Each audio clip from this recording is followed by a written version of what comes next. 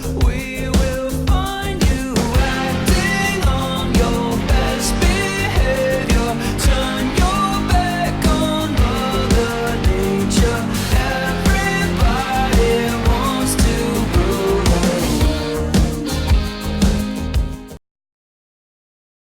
Hey guys, welcome back to another episode of Rewrites, and today I'm going to show you guys my pitch from straight from my notepad of if I had to reboot Spider-Man. So it's an animated TV show called Amazing Fantasy Spider-Man pilot. This is just not the whole pilot, just a little idea, like the opening minutes. December 19th, 1999. It is 8 a.m. in New York City, and Spider-Man swings through the snow-covered traffic. He runs on cars and does flips off the sides of buildings, cheering. He covers his suit in a red and blue hoodie. Children stare from the windows of school buses. He stops and stands on the edge of a building in the sunlight as he contemplates the Statue of Liberty. He sighs. Wow, he chuckles. 1 year and dozens of crooks sent off to jail. Year of 99. He shivers and sits down. His phone rings. He picks it up, reading a text from his friend Harry. It reads, "Where are you?" Spidey grins and stands up. He turns around and leans back, falling off the roof. He runs across the wall and runs on the street before swinging upwards and taking a selfie.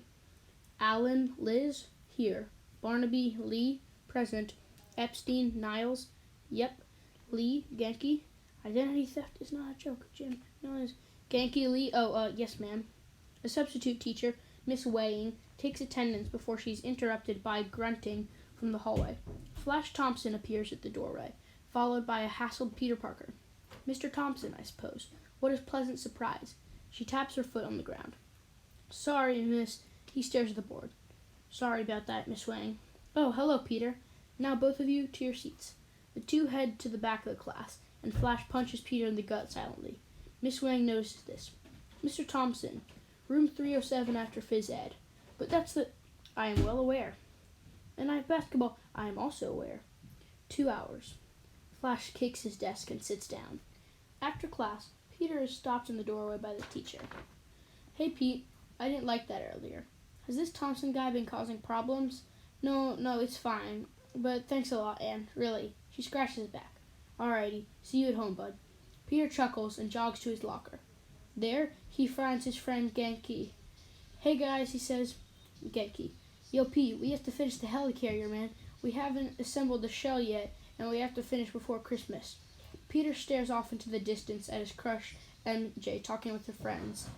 Genki. Peter? Peter. "What?" "Oh, yeah, sure. Their friend Nora arrives. She hits Peter. "Oh my god, you nerd. Don't tell me you like MJ. Peter. "I don't know. She's really nice. And Nora, I'm just messing with you, dude."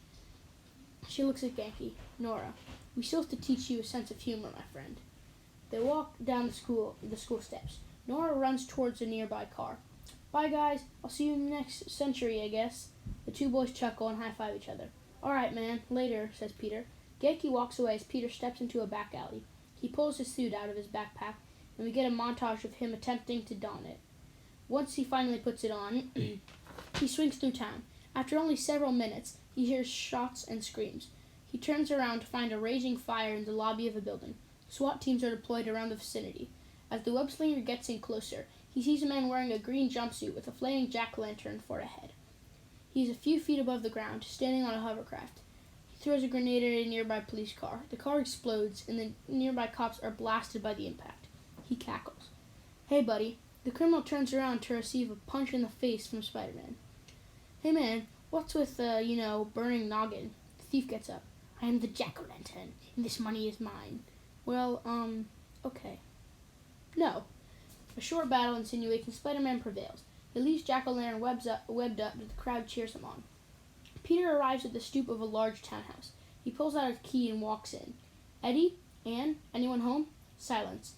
Peter walks up the stairs to his bedroom and turns on the lights. He grabs a folder off his desk and walks back downstairs to a laptop. He pulls up an internet page on quantum physics, but receives an alert from a man named Nels Van Adder. Peter has been staying with Eddie Brock and his girlfriend Anne Weighing. Eddie Brock's his father's best friend, and his parents died in a car crash at birth. In first childhood, he has been raised by his Aunt May and his late Uncle Ben. This will be further explored in a few episodes. Peter stares at the alert, leans back in his chair, and sighs. He remembers at Thanksgiving dinner when May suffered from a heart attack and has been in the hospital since. He sits there thinking. Finally, he decides to tap on the notification. The result is shocking. It pulls up several images. In the first one, there seems to be a huge metallic clamp fused to someone's skin. Peter cringes, opening the second attachment. This one is more cryptic. The photo is blurred and cracked.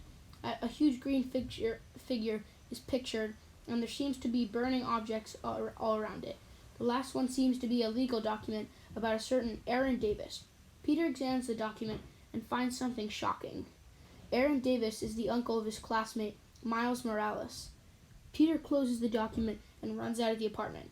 He webs up without costume to the Oscorp building. He enters the lobby and asks to see whoever's in charge of the internship program. He is booted right away by the doorman. He decides to climb up the side of the building. He looks through an open window and sees a man laying in a hospital bed surrounded by doctors. The man wakes up and freaks out. "Where am I? What have you done, you simpletons?" The doctor replies, "Please, Dr. Octopus, we need you to remain calm." A metal tentacle coming from the patient's back sticks onto the doctor's head, and the doctor begins to babble nonsense and then stops. He chuckles, hugs the patient, and throws himself out the window laughing. Peter jumps down and grabs the man. The patient notices, and he reveals 8 metallic tentacles. He gets out of bed and launches himself at Peter. His glasses fall off to reveal red eyes. A tentacle swats Peter off the wall, but Peter swings away. He realizes that he needs to go and fight. He looks around and grabs a paper bag flying in the wind. He grabs it, pokes 2 eye holes in it, and pulls it over his head. He flies onto the Oscorp rooftop where the tentacled man stands. "All right, Dr. Octopus, was it? Time to get your rear end kicked. Let's settle with Doc Ock. All right, square up.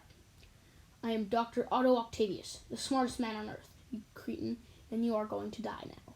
The tentacle lunges towards Peter's face. Peter grabs the tentacle, and a huge fight ensues. Octavius beats him hard, and he is about to deliver the final blow when bullets begin to shower his mechanic exoskeleton. He turns around to see an NYPD helicopter hovering above the building. "This is Captain Stacy. Stand down."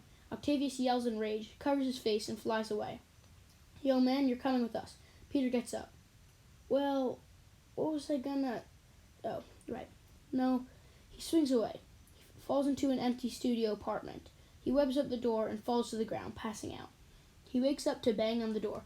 Outside, a man yelling, "Watson! Rent! Watson!" He doesn't notice that his mask is missing, and he flies home. His phone rings. He has a voicemail from Eddie. "Hey, Pete, it's Eddie. Where are you? Did you forget about the Bugle interview? It's at 5. Also, did you touch Aunt..." Peter pauses and flies to the Daily Planet building. He slides through a window to find the newspaper receptionist, Amy Powell. He asks to see the boss, and not looking up, she points to the room behind her. He walks in to find the door locked. He goes back to the desk. It's locked. She shrugs and points to the elevator. Peter sighs and leaves. Alright, I'm sorry my audio quality is so bad, but that's the pitch for my first few scenes. Now, throughout the rest of the season, the primary antagonist is Doc Ock, and no major events happen until the 3-episode finale. Here are the villains of the week. Dr. Octopus.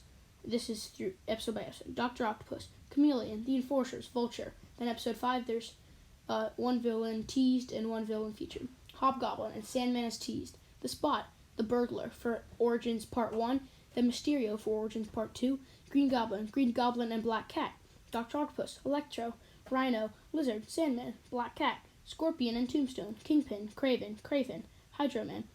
And then from episode 22-23 in the finale, Dr. Octopus. Also the finale, episode 24, The Sinister Six, Dr. Octopus, Vulture, Shocker, Sandman, Kraven the Hunter, and Rhino. Then season 2, episode 1, Stiltman. These are just important stuff. In the pilot for season 2, Stiltman and Spider Slayer is teased. Episode 2, Tombstone. Episode 3, Green Goblin. Episode 4, Kang the Conqueror, an Avengers crossover. Then skip. Episode 7 and 8 is Venom in a 2-parter. Skip. And episode 15 and 16 in a 2-parter is Carnage. Skip. Then the 3-episode finale, 22-24, is Spider Slayer. Alright, that's my pitch for Amazing Fantasy Spider-Man. Thanks for watching, and be sure to like, subscribe, share, and comment what you thought below. Bye. Guys, before you leave, sorry about the crappy audio in this video. I didn't have my microphone with me because I'm not home right now. So I'll have my microphone in the next video. And also, I'm going to give you guys a sneak peek for my movie pitch schedule for the coming month of October. First, we have my DCU slate continuation for Phase 2. Then I'll be rewriting the Schumacher Batman films. And third, I'm going to give you my pitch for Matt Reeves' The Batman trilogy. Then fourth, I'm going to be talking about superhero shows that should happen after 2021. So basically, anything that hasn't been announced yet. But thanks for watching, and be sure to turn on notifications so you can see those when they come out. Bye.